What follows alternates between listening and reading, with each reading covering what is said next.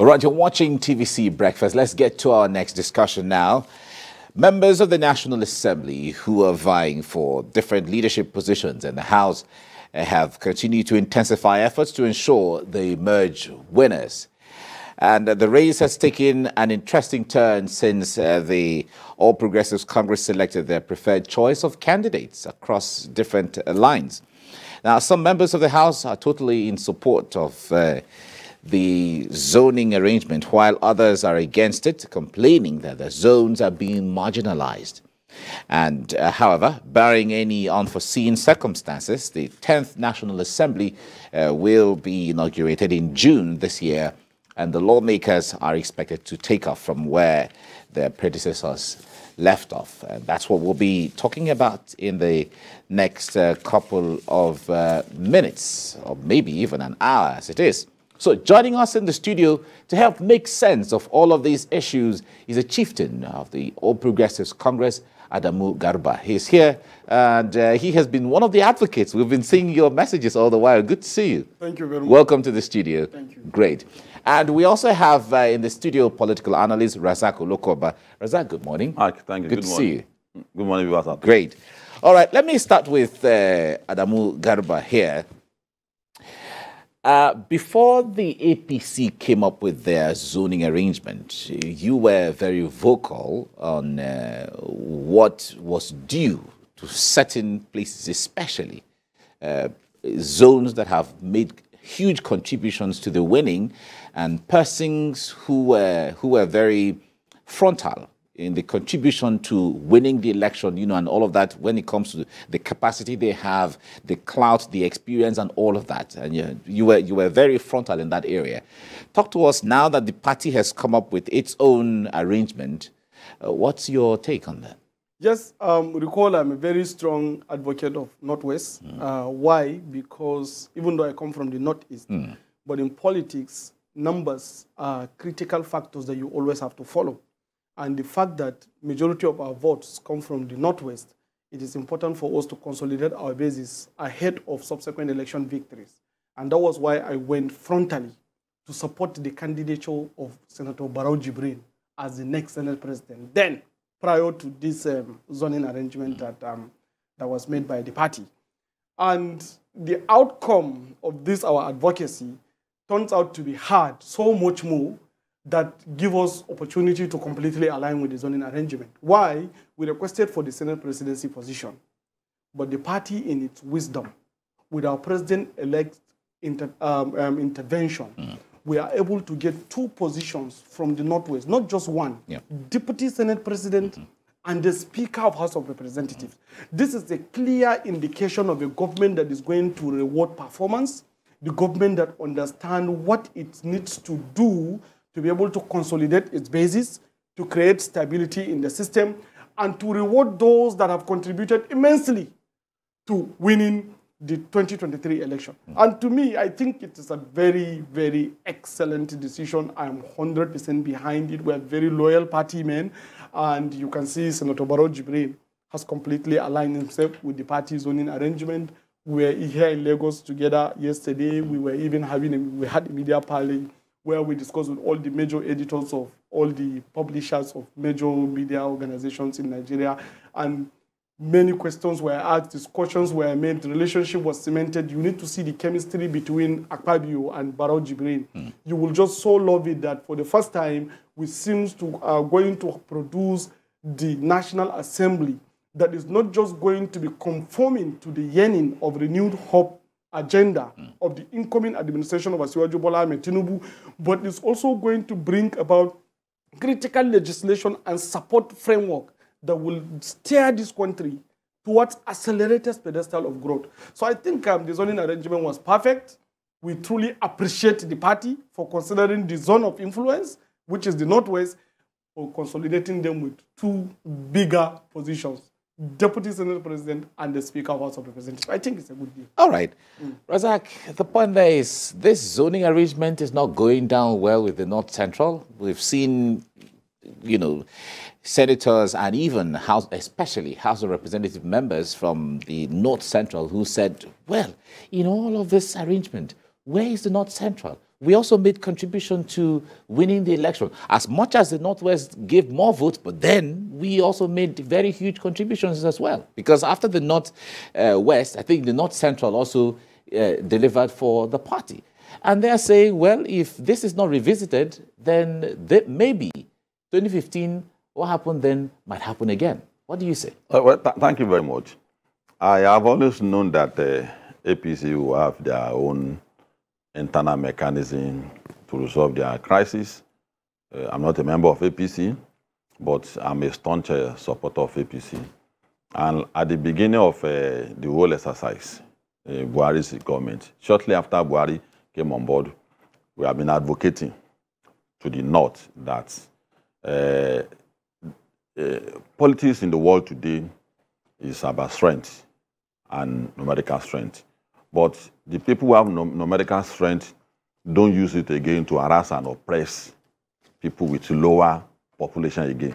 What they need you to do with it is to harmonize and create cooperation. And we cited examples all over the world. And thank God that happened. Because we warned that in politics, people bring a lot of things on board. So if you bring strength, some people brought economy, some people brought understanding, some people brought maturity, some people brought experience, students, intellectualism. Yeah. So it is a whole lot of that makes party. It's not only about the strength. So we made extensive advocacy in the last 7 years. And today, we should also commend the North for doing that, for accepting to see that line of political wisdom. The stage we have got into today is to make all of us understand that politics is not an error-free process. There will be error. There will be some... What we need to do is to look at the central goal, because the whole essence of trying to look at what is coming to my own region is to be able to make argument for your own people. As a speaker, as a senator, vice president, president, is to... But if APC stick to the manifesto, it is regardless of whether you have a position or not. If you stick to the manifesto that the party has used to canvass votes, is not that important. What we just advise Nigerians to know is that, because when they say that the executive is trying to talk to see what the legislature will do, I say, it's not a charity organization. The kind of politics we run in Nigeria is a politics of when you win, you must put your parliament beside you, because you must have confidence in the person that will implement your manifesto. We don't want to have the parliament where Saraki would think is hurting Buhari and go and keep our budget somewhere again. We still suffer from that kind of calamity to today, still affecting our economy. So we don't want that kind of parliament. I, as a person, don't want that kind of calamity. And we hold APC responsible for all those periods. It's your party man. I don't know how you imagine. I am from the same state with Saraki. I'm a Yoruba man, but from North Central. I hold him responsible, APC responsible for that. So if they make that kind of mistake again, now we are going to hold them responsible. So what they are doing by coming to Lagos yesterday is very commendable. And that is what we expect all political parties to be doing. Why are you harassing the voters? What's my business when I voted for you? Your internal crisis should not become national issues again. There are a lot of things that the president has to talk about. Aregbe just gave prisoners back to state. Some of us did not agree. If you want to give prisoners back to the state, you can't be handing over liability to the state. How about the assets? But there's been... You are holding on to... You are holding on to resources of the state, which you have said that devolve power, give resources, let people state have access to their own resources. You don't do that. You now want to start handing over prisoners to it. So it doesn't begin with that, too. But it begins with the whole setup. It wasn't only the correctional centers. The government should not address that in isolation. That's what we are saying. Okay. And that's our problem in Nigeria, where we are saying that every problem must be addressed simultaneously. Education, economy. There are Nigerians that doesn't need anything from the government. It's just the road I want him to do. It's a local government on his own. You give his same light. You now say do education and economy, leaving the road aside. So it's simultaneous. So coming back to the main discussion, I will advise APC to put this one behind the scene as fast as they can do. There are important issues. Well, it's important. It's very, very, very important. Okay. And my persuasion to the people that are man today is not to disappoint people like us, who did everything. Against our support for Buhari, they say Buhari for 8 years now. What can you show us? You see, there are things we can show you. So it's a question of argument. So we don't want that kind of excuse again. Don't give an excuse that it's a Saraki incarnation again. We don't want to hear that. Though. We want you to perform. Buhari has given us a template for Tinubu to succeed. He has devolved power on power sector. States should start talking about power. That is the focus of... So you expect the president-elect, when he comes in, to even do more when it comes to devolution of power? Of devolution of power. Okay. Adamu, let me come to you on this. Some people have said that the North Central, of course, we know they have not gotten anything and they have the right to agitate, but that there are other ways to compensate the North Central. For instance, they have the national chairman right now of the party. And then some persons are saying that it is also likely or possible for them to also have the secretary to the government of the federation. Others are arguing that the politics of the leadership of the party that happened some time ago was different. The politics of the National Assembly that is going on now is different. The politics of SGF and ministers and all of that will also be different. So they feel that, no, we will not accept when you want to, if you're going to say, okay, the national chairman of the party comes to the North Central, so you should feel okay, and then you could also be given SGF and you should be okay. Talk to us from that window. Yes, to be very candid with you, I love the name of Akpabio, Jibrin, and Abbas Kalu's campaign slogan. They call it National Stability. All right. You know, like National Stability Group. The National Stability Group is a group that is geared towards balancing all these optics. And if you look at Akpabio's coming on board, religious consideration was part of it. Even party consideration was part of it, because Akpabio originated from PDP into the APC. And if you go back to the DSP, he's also coming from another camp, you know. And if you go back from to the Speaker of House of Reps, who is coming from CPC bloc, and you go back to Kalu, who is coming from ABGA.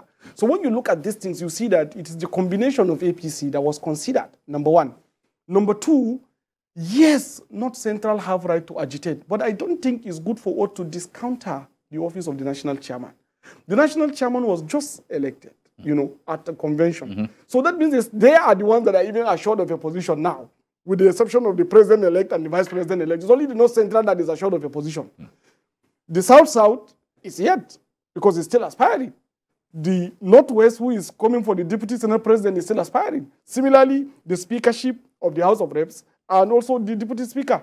So when you look at all those things, the North Central, to the best of my knowledge, as at this current arrangement, is settled. Maybe the next round of the arrangement, that is when we now begin to discuss which office goes to which. Because even in the National Assembly, there are principal leaders. And most of them have about 6 principal leaders. That goes around across the... But in the next round that you mentioned, if at all, it's going to happen that way. If those persons decide to recontest, wouldn't status quo be maintained the way it is?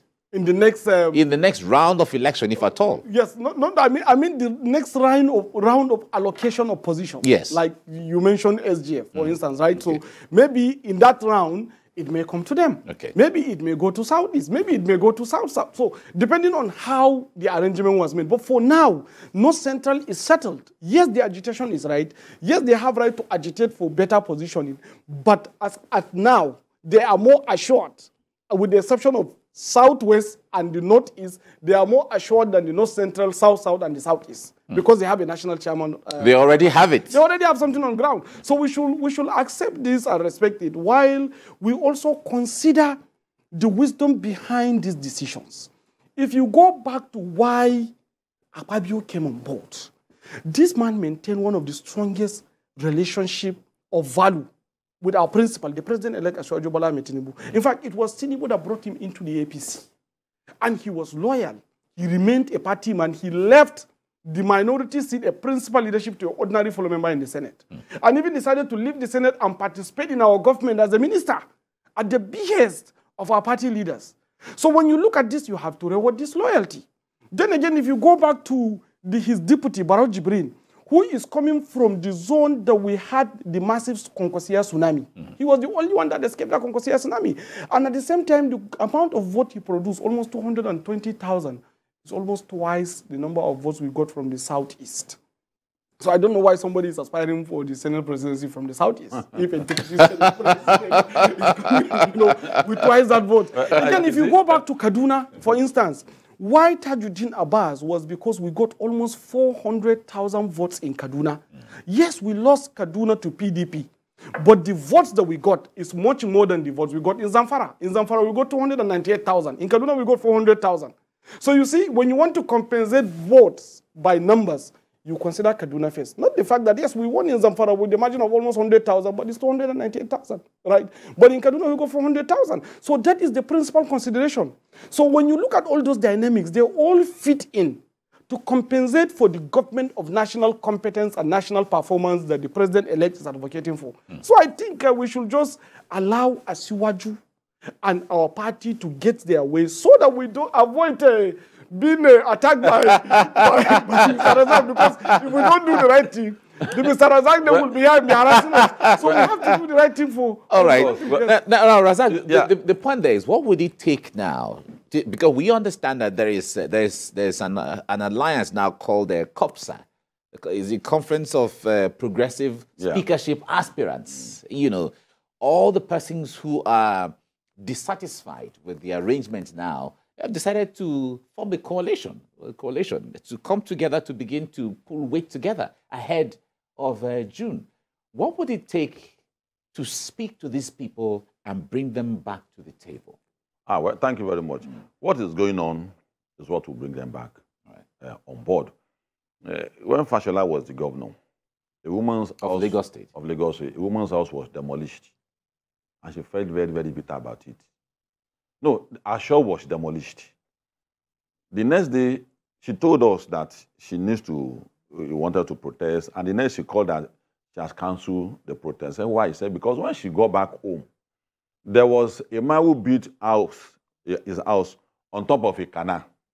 That by the time she got to her own house too, that was some demolition. And it rained today. There was no flood in their area today. So it's a balance. It means that the government is a government of objectivity. So I forgo my shop. So if it has been objective, all the concerns that the coalition have will disappear. But if it is with a motive, people will say that this is a motive. I was scared. I thought it would not be given to Akpabio.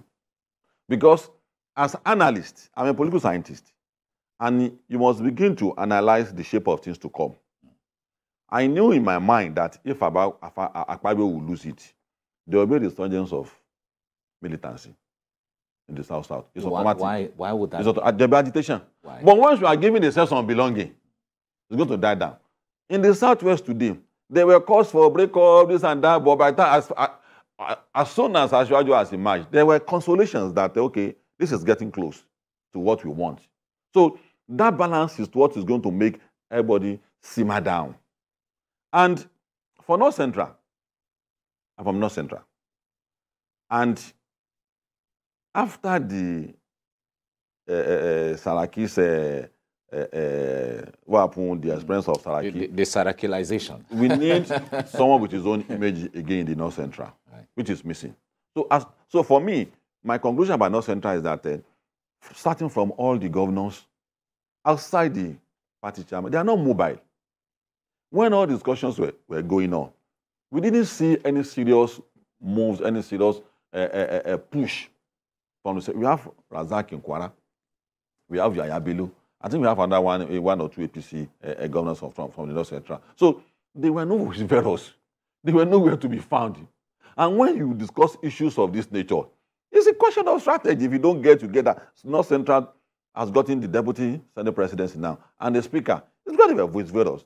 We cannot say that a particular city don't win and say that as a result of that you won't be treated well. Because if you remove his vote, just like I said, if you remove Kaduna's vote from our vote, APC's vote, there will be a problem. So all these regions are very, very important and central. But we will only treat you if you demonstrate that, okay, you want to be part of this thing, not only by margining, but only by putting your strategies in place. Where is the strategy from the North Central? What did you push out? So, and it's not a charity. People will not factor you if you are not part of the game. So North Central should go back to the drawing board.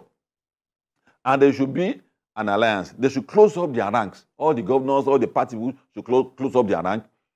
If you don't do that, this is the treatment you continue to get. When minister come, they will give you minister. They will give you SAG.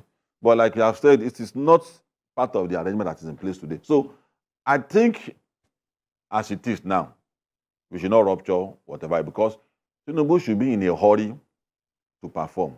The big concession done by our brothers in the north has to be the persuasion for the president now.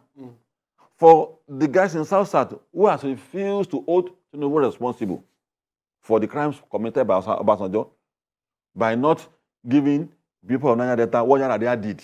They didn't do Tinubu and they voted.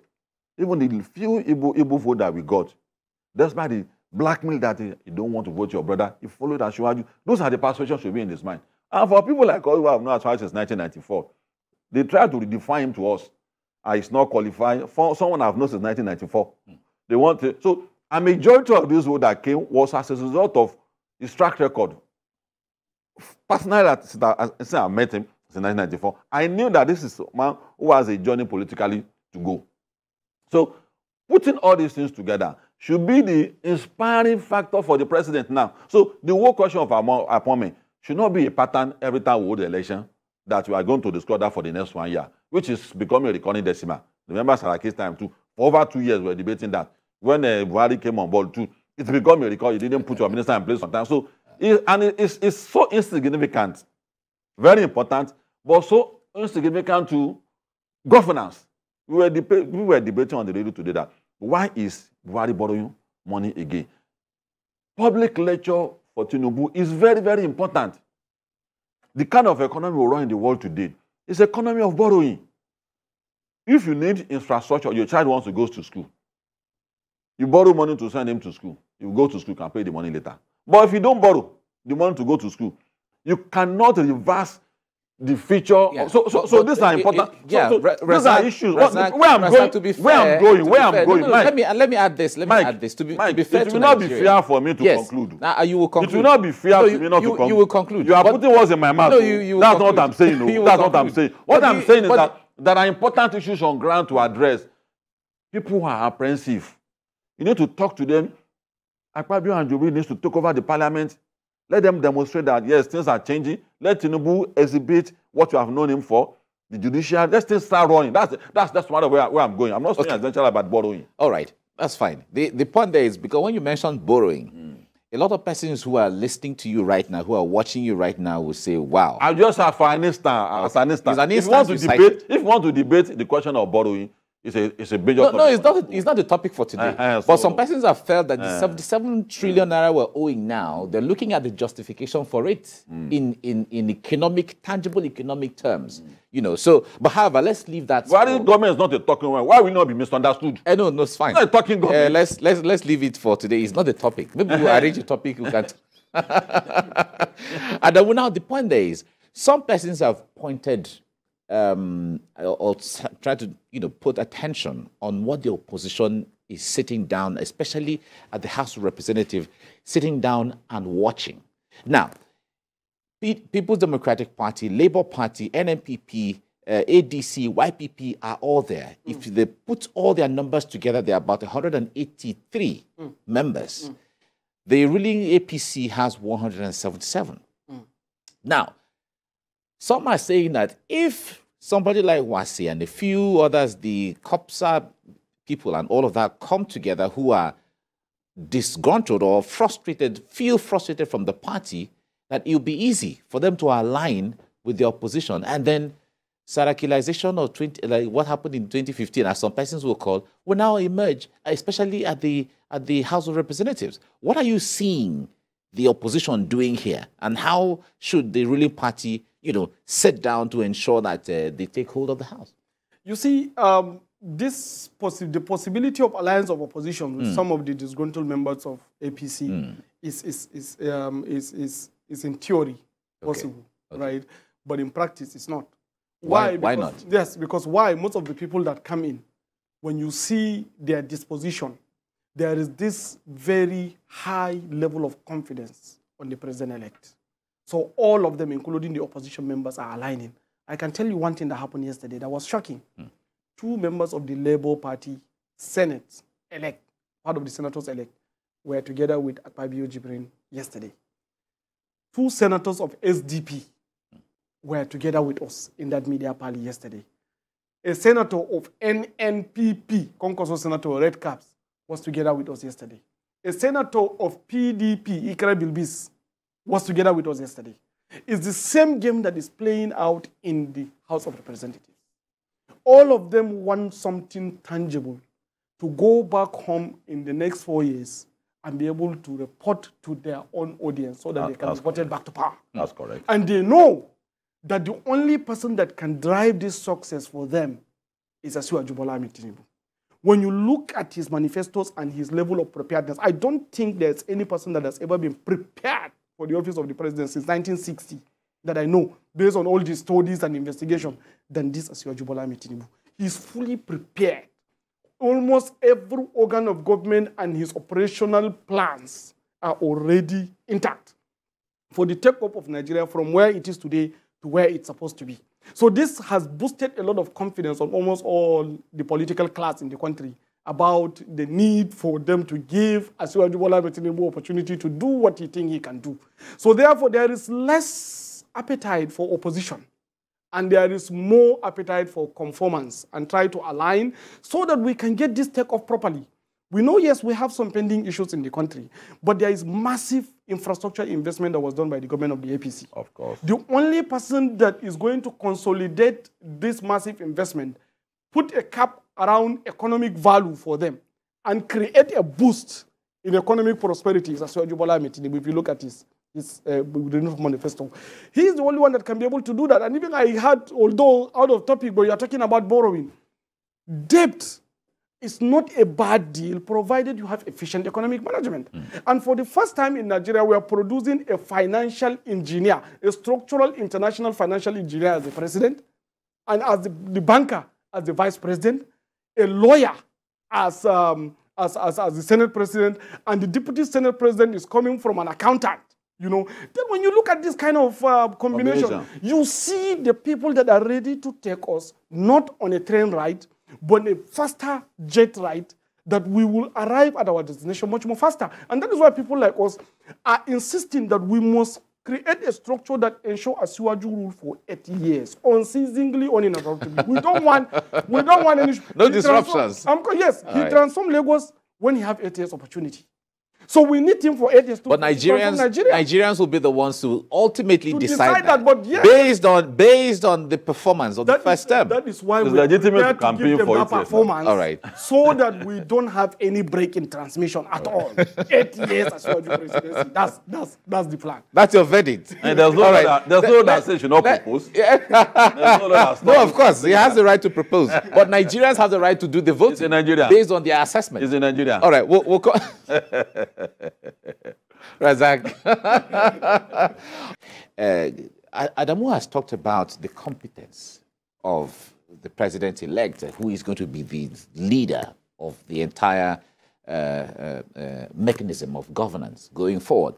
But what kind of National Assembly are you foreseeing in the 10th Assembly? I'd like you to respond to it eventually too. But what do you see from, if these people who have been earmarked now based on the zoning emerges in June, what kind of a National Assembly are you seeing? The task ahead them is not difficult, except they complicate it.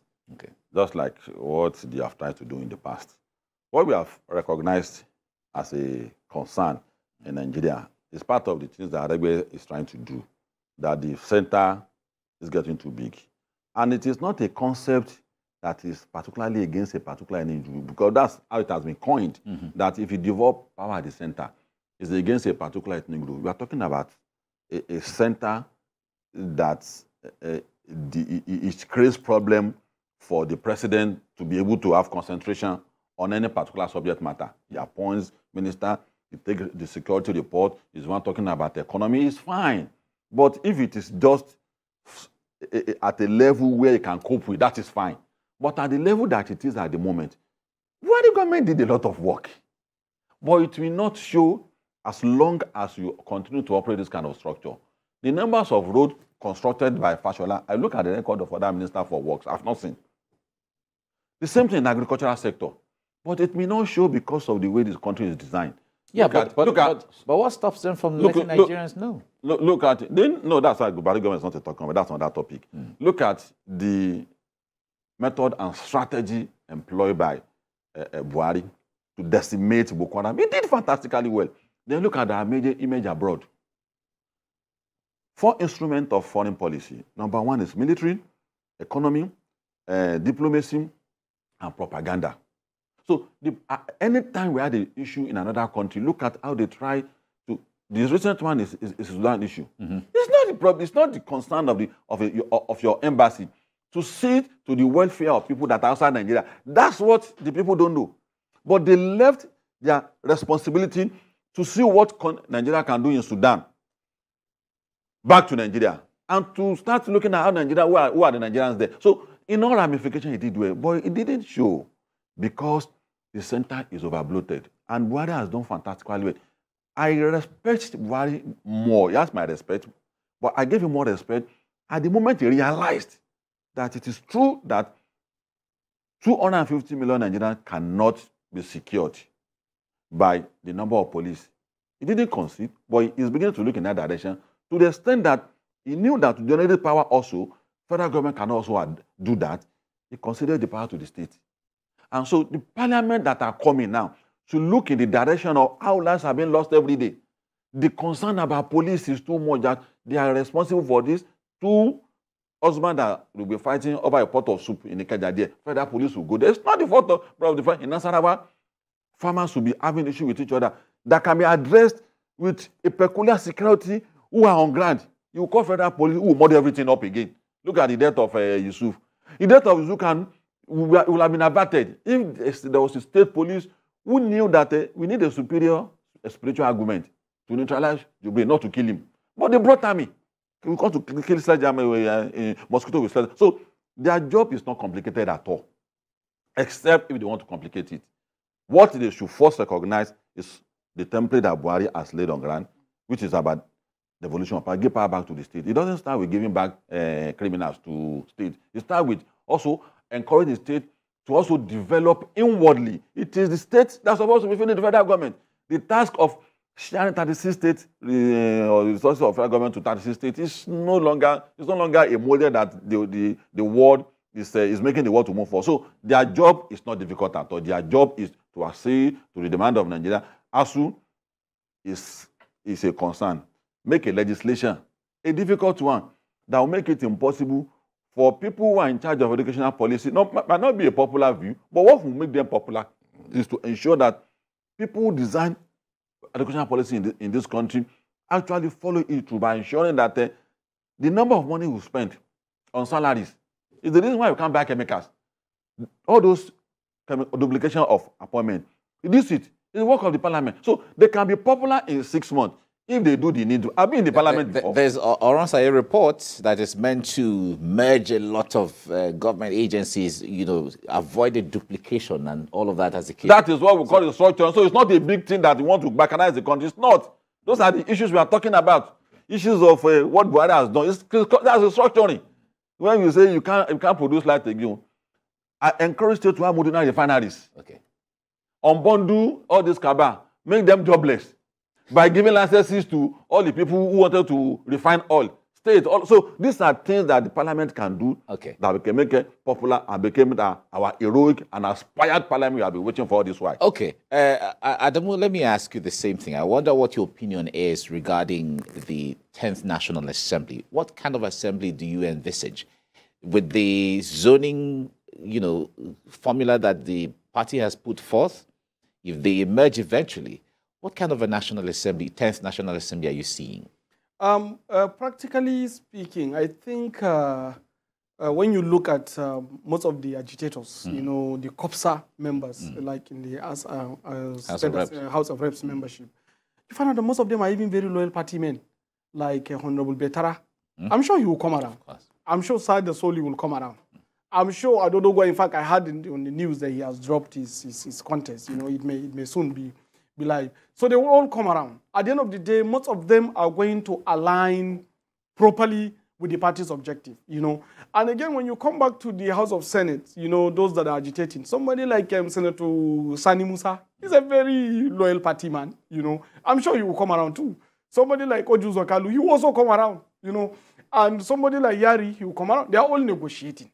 Most of them are negotiating to have audience with the president-elect, you know, and perhaps maybe to have some consolations, you know. But at the end of the day, the party is supreme. And they know that if they truly want to do the right thing for this country, is to enable a system that will bring about stability, progress, and prosperity for all. And that's what they will do.